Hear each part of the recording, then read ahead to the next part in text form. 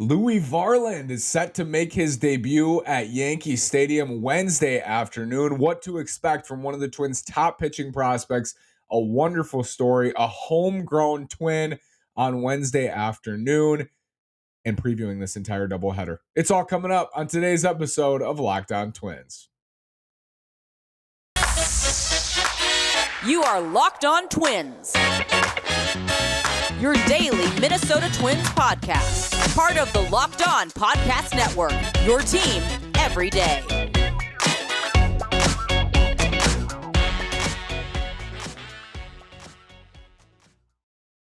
And welcome to the Locked On Minnesota Twins podcast. Today is Tuesday, September 6th, and I'm your gracious host, Nash Walker. Thanks for making Locked On Twins your first listen every day on the Locked On Podcast Network, where it's your team every day. Again, this is Nash Walker, Season 3, hosting a daily podcast on the Minnesota Twins, Season 4, writing about the Twins at twinsdaily.com. Unfortunately, the Twins were rained out on Tuesday in Yankee Stadium. So they did not lose to the Yankees on Tuesday, and we'll play 2 on Wednesday. Louie Varland is going to start in the first half of this doubleheader. This is awesome. I mean, I recorded an episode a couple weeks ago. Who will we see? Who could we see in September for the Twins as a call-up? And I talked about Louie Varland. I think after, since he's been moved up to AAA, that has been enhanced and increased because he's been so good at AAA. 4 starts, 21 and a third, 169 ERA with 27 strikeouts and 3 walks at AAA. Louie Varland, for those who don't know, St. Paul native. He's 24 years old. In the draft in 2019 out of Concordia St. Paul, D2 baseball, he was the 449th pick in that draft. 449. And in that draft, he signed for a grand total of $115,000 out of the draft. I'm not saying $115,000 is not a lot, but in the draft, like, guys are making $8 million. He signed for $115,000 with his hometown Twins. At that time, it was cool. The Twins have done that before with guys, and I actually tweeted out my favorite stat that exists about the Minnesota Twins. The 7 best Minnesota-born players in expansion era history since the Twins became a club. The 7 best Minnesota-born players by Baseball Reference wins above replacement all played for the Twins at some point in their careers. I don't have the 7 in front of me, but it goes something like Dave Winfield, Paul Molitor, Kent Herbeck, Jerry Koosman, Jack Morris, Terry Steinbach, and I'm missing one more. Joe Mauer. Joe Mauer, of course. Those are your 7. Those 7 Minnesota-born players since the expansion era have the most wins above replacement, and they all at some point played for the Twins. And I think there's always this fun feeling when a homegrown player comes up. It's different when it's like in New York or LA. There's so many people from California, so many people from New York. When it's a Twin, it's super cool to me because that, like, we take pride in that. I take pride in that. And I think it's so fun to cheer for somebody who's from, 10 minutes away from me or 15 minutes away from me. Like Louie Varland's from St. Paul, North St. Paul, and he's going to pitch for the Twins on Wednesday. It's super cool. And there's reason to be really excited about him. And we always have to be conscious of our expectations, especially for pitching prospects. You'll see the best pitching prospects in baseball. Like Dylan Cease is a really good example. Dylan Cease was not good for over a year in the majors. Great stuff. Didn't have the command. He figured it out. Now he almost hit the Twins on Saturday night. It takes time for even very good pitching prospects to pan out. And Louie Varland is not a top 100 prospect.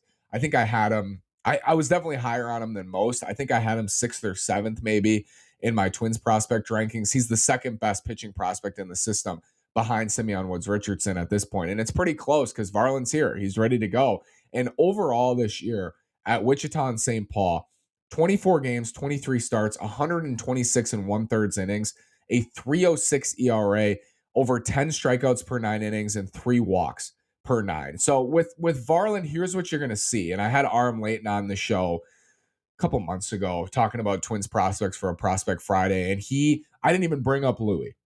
And Aram at the end of our episode goes, Nash, wait, before I go, I need to talk about Louie Varland. He's a prospect analyst. I need to talk about Louie Varland. His fastball is awesome. I love his fastball. That's the thing with Louie. Like, that's the thing to watch on Wednesday. lively, mid to upper 90s fastball when he's really clicking, when he's stretched out and good to go. Mid to upper 90s. He was in like the 80s in high school and college. Now he's in the mid to upper 90s, big velocity increase, and then a good breaking ball.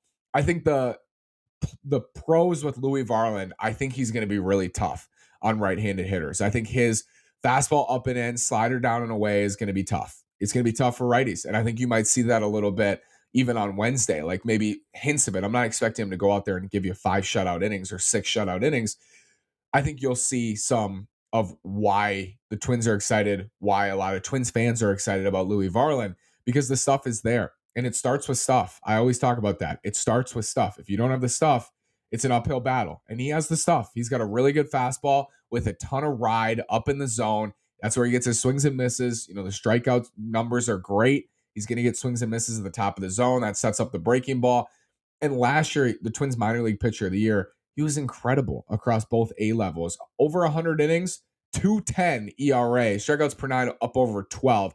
It's pretty natural. Like, it's pretty normal for a pitching prospect to take a half step back the next year. Like, he added less than a run to his ERA at AA and AAA, but he's such a quick riser. He's 24, but that's quick. Like, he went from rookie ball in Elizabethton in 2019 to no baseball in 2020. And then in 2021, or no, minor league baseball, I should say, in 2020, 2021, minor league pitcher of the year. 2022, he might win it again for the Twins. He's been awesome. More on Louie, this doubleheader, and what's ahead for the Twins after this word from Built Bar. If you haven't tried Built Bar Puffs yet, you're depriving yourself of one of life's greatest joys. And guess what? There's a new flavor. Ready? Delicious, indulgent cookie dough covered in chocolate. That's right. Built has done it again. Let me introduce you to our new favorite. Cookie dough chunk puffs have a light and chewy texture. They are delicious. Run to built.com to snag a box for you and your family. It will be the perfect treat. My favorite thing about Built Bars, yes, they're delicious. They're healthy too. Those are my 2 favorite things, healthy and delicious. Built Bar continues to deliver, and they have a new cookie dough chunk puff. You are going to love it. Go to built.com, use promo code LOCKEDON15 and get 15% off your order. That's promo code LOCKEDON15 at built.com. Let's take a look at some Louie Varland splits. So I mentioned I think he's going to be really tough on right-handed hitters. This year in the upper minors, 289 plate appearances for right-handed hitters. They're hitting 236 with a 294 on base percentage, and they're slugging just 357. 7 home runs in 289 plate appearances. The high fastball, some of the same concerns we have with Joe Ryan. High fastball, those will get hit for homers. He does have more fastball than Joe Ryan, and he has good ride on his fastball as well. The hiccups with Louie Varland are what they are for a lot of right-handed pitching prospects. He's pretty standard, like really good stuff. He's a good pitcher. He's a solid pitching prospect. He's right-handed. He throws hard, good ride on a fastball. The lefties, like how's he going to get lefties out? Lefties this year hitting 249, on base percentage is up 26 points to 320, and they're slugging 385 for a 704 OPS. That's not bad. Like, that's by any means, that's not bad for Louie Varland. But how is he going to be able to get good left-handed hitters out in the majors? That's the question. I think the biggest question for him. Like, the command at times will be a question mark, but he throws enough strikes. It's going to be, how does he fare against good left-handed hitters in the majors? Louie Varland, 43% fly ball rate. You're going to see fly balls, 35% ground ball rate at AAA this year. Those numbers are a little bit more even at AA, but by no means a ground ball pitcher in the minors. He wasn't 20 in low A last year, but his fly ball rate went up in high A. So fly balls, again, because of that fastball up in the zone. This year at AA, 117 ground balls, 99 fly balls. So, fairly even, but he's a strikeout pitcher. How's he going to do against good left-handed hitters? That's my biggest question for Louie Varland. 32% strikeout rate at AAA. Opponents are hitting 190 against them at AAA. FIP at AAA is 228, a little bit higher than the ERA, but still outstanding. He's been awesome for the Saints. I think, again, that's the reason he's up right now is, yes, because Tyler Mahle went on the injured list. It could be Aaron Sanchez going down, but it also could have been Aaron Sanchez starting this game, right? There's also a question mark with Sonny Gray, so maybe you need Sanchez for Thursday's game. But Louie's up because he's been awesome at AAA, and he's 24. And it's time. I said it in the offseason. It's time for us to start seeing some of these top pitching prospects. Unfortunately, many of them have been hurt. Balazovic hurt and ineffective. Cantorino, we've gone over all of them. Cantorino, Tommy John surgery. Simeon Richardson is still young. He's at AAA, but he's on average 6 years younger than his competition at AAA. So it's not a top of the system that's busting right now with pitching talent. And we thought coming into this year, it was going to be a deep group. Like this was going to be a deep group of good young starters the Twins would choose from, and injuries and ineffectiveness have rampaged and run rampant through that depth we thought was there at AA and AAA. But Louie Varland is kind of an exception to the rule this year. He's been healthy, he's been very good, and he's progressed about as well as you'd want anybody to progress, a top pitching prospect, a 15th round pick in 2019. I am hopeful that some of these late round picks, Louie Varland, David Festa was the 399th pick in the draft last year. I think it's going to be between those two for minor league pitcher of the year, David Festa and Louie Varland. Festa at 2A levels has a 2.32 ERA, essentially having an identical season to what Varland did last year, and he won minor league pitcher of the year. But I'm hopeful that some of these late round pitching picks will pan out. And maybe Louie Varland is the start of that. Nick Nelson wrote about it at Twins Daily. That's a good piece, but Louie could be the start of that. And hopefully he is. Don't want to put too much pressure on the kid. His first start at Yankee Stadium. He knows the history. He's a lifelong Twins fan. He knows the history. And again, it's so cool to watch guys who are from Minnesota, who grew up in Minnesota. He went to college in St. Paul at Concordia. It's really cool to watch these guys play for the Twins. And the good news is he may not be the only one we see this year. Matt Wallner is from Forest Lake, Minnesota. He's a Minnesota native. And those two are arguably the two highest performing prospects in the system this year. If you had to pick one pitcher and one hitter, it's probably Wallner and Varland, and they're both from Minnesota. I love that. I will always love that. I will always cheer for that storyline. And this is Louie Varland's a great story. And you know what would make it even better? If he turned out to be a really good major league pitcher. So I'm hopeful for Louie. We'll see. I'm excited to watch him. I think pitching debuts are the best. Yes, it's fun to watch like Jose Miranda debut. It's fun to watch Alex Kirilloff debut in the playoffs. It's fun to watch all these guys debut on the position player side. But I think starting pitching debuts are so fun because they are in the limelight. They're throwing every pitch. That's their game, right? For a hitter, like you see 3 or 4 at bats, and it's fun. It's not the same as a pitching debut. And there's a lot of pressure on pitching debuts as well. So I'm very excited. That's at 2:05 on Wednesday. We'll see how that pans out. It'll be Louie Varland against Domingo Germán, and then game 2 will be Joe Ryan against Garrett Cole. And this is we knew this was a big series for the Twins. They I think have to find a way to split here. And sorry, Louie, but the first game looks like a better chance to split because Garrett Cole's not pitching. Now the Twins did pop Garrett Cole at Target Field. I wouldn't expect the Twins to pop Garrett Cole, especially without Polanco, without Buxton. They were a part of that. I wouldn't expect that on Wednesday. I would expect Cole to be solid. He's very good. I mean, I think he's leading the majors in strikeouts. He's still very good. He's an ace. He's going to be tough. Maybe Joe Ryan will put together one of those vintage Joe Ryan performances, one of those Giants performances he had at home. The thing with Joe this year is he's not been good against good lineups. He's actually really struggled against good lineups and good hitters. So that matchup, it's basically the Twins having to find a way to get Aaron Judge out. And you saw that. Like if Aaron Judge, it's sometimes what we talk about with Jose Ramirez. Like if Jose Ramirez has a big series, you're probably going to lose. If Aaron Judge has a big series, you're probably going to lose because a big series for those guys is a massive series for anybody else. And for Judge this year, he's been so unconscious. You have to bake in what he's gonna do. He's gonna hurt you at some point.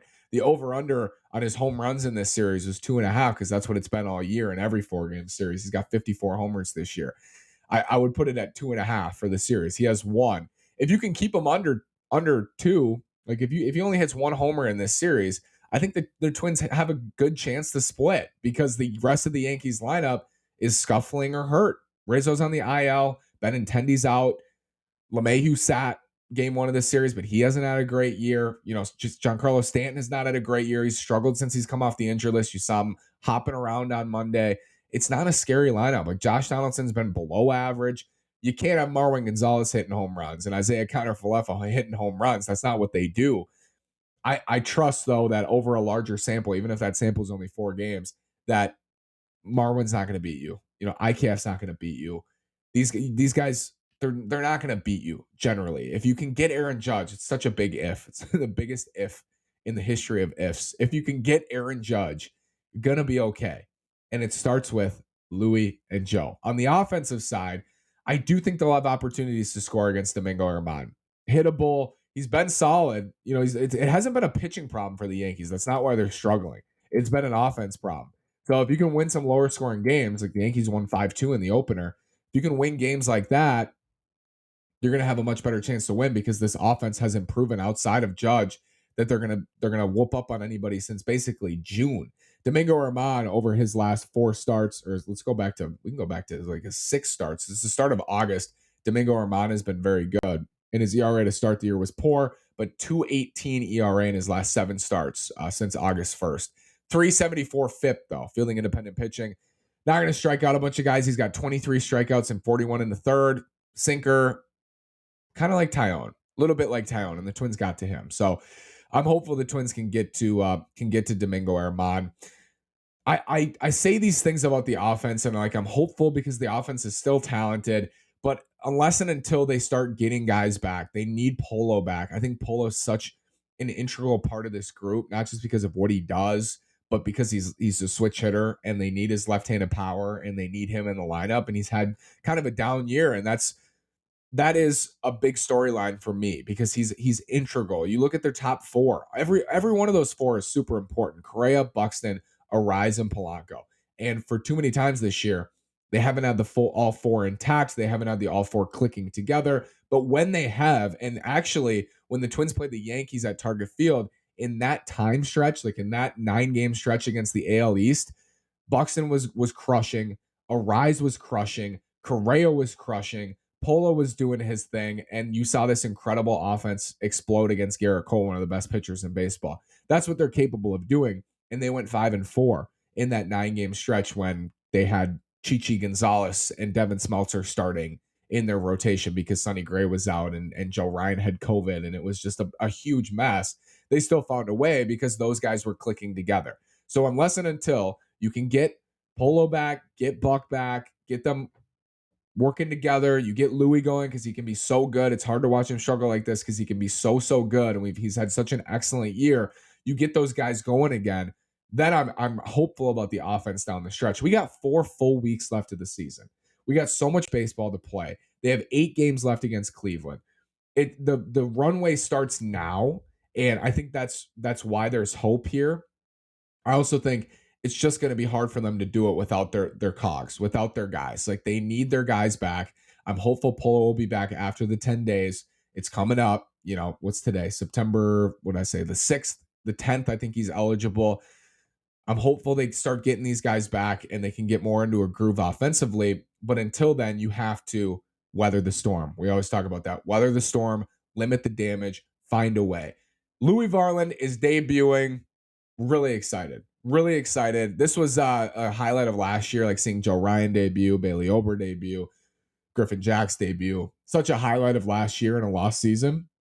They still have a chance to make the playoffs, and we're going to see Louie Varland debut. So I'm really excited about this. Enjoy Louie Varland's debut. Don't go too hard on him. He's a rookie in his first career start at Yankee Stadium. I'm expecting him to do well. But if he doesn't, I will not be surprised because that's a tough spot. Thanks again for making Locked On Twins your first listen every day. Now for your second listen, go check out the Ultimate Pro Football Preview 2022, an 8-episode extravaganza to get you ready for the NFL season. The local team experts of the Locked On Podcast Network, plus a betting angle from Lee Sterling of Locked On Bets, all combining into one ultimate NFL preview. Search for Ultimate Pro Football Preview 2022 on your Odyssey app, YouTube, or wherever you get your podcasts on. The Locked On Podcast Network, where it's your team every day. Thanks again. Have a great day. Enjoy the doubleheader. We'll be back with a post-game after Game 2 to talk about the doubleheader and Louie Varland's debut, how the Twins looked, and where they stand. We'll be back. Thanks again. Go Twins.